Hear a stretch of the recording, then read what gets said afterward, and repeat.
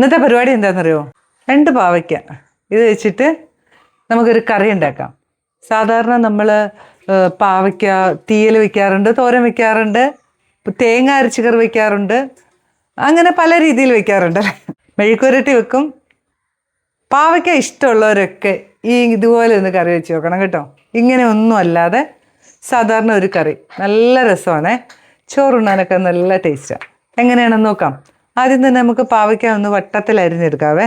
അതിന് ശേഷം നമുക്ക് ഒത്തിരി കയ്പുള്ള പാവയ്ക്കയാണെങ്കിൽ കുറച്ച് ഉപ്പും ഇട്ട് ഒരു ഇച്ചിരി ചൂടുവെള്ളം കൂടെ ഒഴിച്ചിട്ട് നന്നായിട്ടൊന്ന് കഴുകിയെടുത്ത് വെച്ചാൽ ആ കയ്പ് അങ്ങോട്ട് മാറും കേട്ടോ, ഒരു പരിധി വരെ. എന്നാലും പാവയ്ക്കയുടെ രുചി പാവയ്ക്കയ്ക്ക് വേണമല്ലോ. അപ്പോൾ വലിയ കയ്പുള്ള പാവയ്ക്കൊക്കെ ആണെങ്കിൽ അങ്ങനെയൊന്ന് ചെയ്തു. ഇത് വലിയ കുഴപ്പമില്ല, വെള്ളപ്പാവയ്ക്ക, അതുകൊണ്ട് ഇതിന് വലിയ കയ്പില്ല, അതുകൊണ്ട് ഞാൻ ചെയ്യുന്നില്ല. നിങ്ങൾ ഒത്തിരി കയ്പുള്ളതോ ആണെങ്കിൽ മാത്രം അങ്ങനെ ചെയ്താൽ മതി കേട്ടോ. അപ്പോൾ ഇത് നമുക്കൊന്ന് അരിഞ്ഞെടുക്കാം. ഇതുപോലെ വട്ടത്തിലിങ്ങനെ, ഒത്തിരി കട്ടി കുറയ്ക്കണ്ട കേട്ടോ, അങ്ങനെ അരിഞ്ഞെടുക്കാം. ഇത് അധികം മൂക്കാത്ത പാവയ്ക്ക ആയതുകൊണ്ട് ഉള്ളിലത്തെ ഒന്നും അങ്ങനെ കളയണ്ട. കട്ടിയുള്ള കുരു ഉണ്ടെങ്കിൽ മാത്രം അതൊന്ന് കളഞ്ഞാൽ മതിയേ. ഇതിപ്പോൾ അതാകണ്ടോ ഉള്ളൊക്കെ. പാവയ്ക്കൊക്കെ അരിഞ്ഞു കൊണ്ടുവന്നിട്ടുണ്ട് കേട്ടോ. ഇതിനകത്ത് ഞാൻ പറഞ്ഞില്ലേ അധികം കയ്പില്ലാത്തത് കൊണ്ടാണ് ഞാൻ ഇതിനകത്ത് ഉപ്പിട്ട് ചൂടുവെള്ളം ഒഴിച്ച് കഴുകിയെടുക്കാത്ത കേട്ടോ. ഇല്ല എങ്കിൽ നല്ല കയ്പാണെങ്കിൽ ഞാൻ പറഞ്ഞ പോലെ ചെയ്യണം. ഇതിനിപ്പോൾ അധികം കയ്പില്ല, വെള്ളപ്പാവയ്ക്ക. ആദ്യം നമ്മളൊരു ചട്ടി അടുപ്പ് വെച്ചു കേട്ടോ. നല്ലപോലെ ചട്ടി ചൂടാവട്ടെ. മൺചട്ടിയൊക്കെ ചൂടായിട്ടുണ്ട്. നമുക്ക് കുറച്ച് എണ്ണ ഒഴിച്ചു കൊടുക്കാം കേട്ടോ.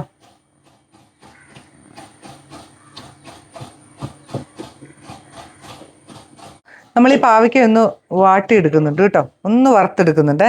എന്നിട്ടാണ് കറി വെക്കുന്നത്, അതുകൊണ്ടാണ് കേട്ടോ.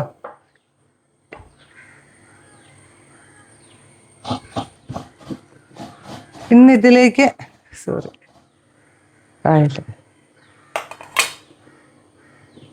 ചൂടാവട്ടെ. എണ്ണയൊക്കെ ചൂടായി വന്നപ്പോഴേ നമുക്ക് ഈ പാവയ്ക്ക ഒന്ന് ഇട്ട് കൊടുക്കണം കേട്ടോ. എന്നിട്ട് ഇതൊന്ന് നമുക്കൊന്ന് ലൈറ്റായിട്ടൊന്ന് ബ്രൗൺ ആകുന്നവരെ ഒന്ന് ആക്കിയെടുക്കണേ. നമ്മുടെ പാവയ്ക്കൊക്കെ കണ്ടോ ലൈറ്റായിട്ട് ഗോൾഡൻ കളറിലേക്ക് വരുമ്പം ഇങ്ങ് കോരിയെടുക്കണം കേട്ടോ.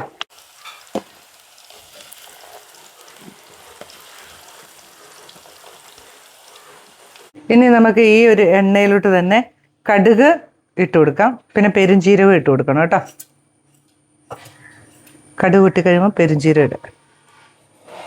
പെരുംജീരകം കൂടെ ഇട്ട് ഒന്ന് പൊട്ടിക്കഴിഞ്ഞാൽ നമ്മൾ ചെറിയുള്ളി ഇട്ട് കൊടുക്കുന്നത്. ഒരു 10-12 ചെറിയുള്ളി രണ്ടായിട്ട് മുറിച്ചതാ, ചെറുതായിട്ട് അരിയൊന്നും വേണ്ട കേട്ടോ. അതിൻ്റെ കൂട്ടത്തിൽ ഒരു സവോള, ചെറിയൊരു സവോള, ദാണ്ട് ഒരു 6-7 അല്ലി വെളുത്തുള്ളി, 2 പച്ചമുളക് അരിഞ്ഞത്, കുറച്ച് കറിവേപ്പില, എല്ലാം കൂടെ ഒന്ന് വഴറ്റാം.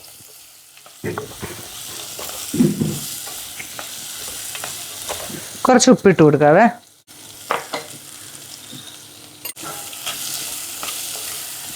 ചെറിയുള്ളിയും സവോളയും വെളുത്തുള്ളി പച്ചമുളക് ഇതെല്ലാം നന്നായിട്ട് വഴന്നിട്ടുണ്ട് കേട്ടോ. ഇനി നമുക്ക് പൊടി ഐറ്റംസ് ചേർത്ത് കൊടുക്കാവേ. ഞാൻ 1 സ്പൂൺ കാശ്മീരി മുളക് പൊടിയും 1/4 സ്പൂൺ മഞ്ഞൾപ്പൊടി, 1 സ്പൂൺ മല്ലിപ്പൊടിയാണ് എടുത്തേക്കുന്നത്. അതങ്ങോട്ട് തട്ടിക്കൊടുത്തു. അതിൻ്റെ ആ പച്ചച്ചുവയൊക്കെ ഒന്ന് മാറുന്നവരെ ഒന്ന് റോസ്റ്റ് ചെയ്യാം കേട്ടോ. ഇതിനകത്ത് കിടന്ന് ഒന്നും കൂടെ നമ്മുടെ പൊടികളൊക്കെ ഒന്ന് റോസ്റ്റ് ആയിക്കോളും, ഇല്ലെങ്കിൽ പിന്നെയും താമസമാവേ. ഇതുണ്ടോ,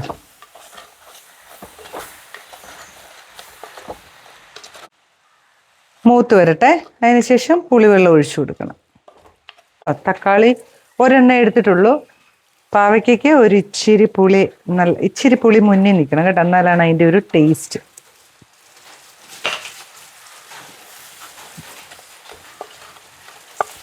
നമുക്ക് വെള്ളം ഒഴിച്ചു കൊടുക്കണേ. കറിക്ക് ആവശ്യമുള്ള ചൂടുവെള്ളം ഒഴിച്ചു കൊടുത്തേ.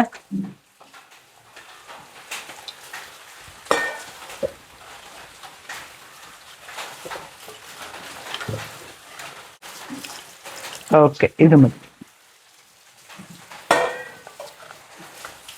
നല്ല പോലെ ഒന്ന് തിളച്ചോട്ടെ. ഉപ്പും പുളിയൊക്കെ ഒന്ന് നോക്കണം കേട്ടോ.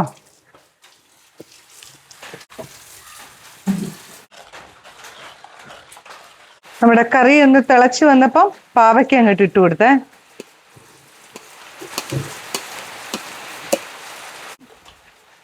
അതിനുശേഷം മൂടി വെച്ച് ഒരു 5 മിനിറ്റ് ഒന്ന് തിളച്ച് നമ്മുടെ പാവയ്ക്ക അവിടെ കറിയുമായിട്ട് അത് സെറ്റ് ആയിക്കോട്ടെ കേട്ടോ. നമ്മുടെ പാവയ്ക്ക കറി എങ്ങനെയാണെന്ന് നോക്കാം.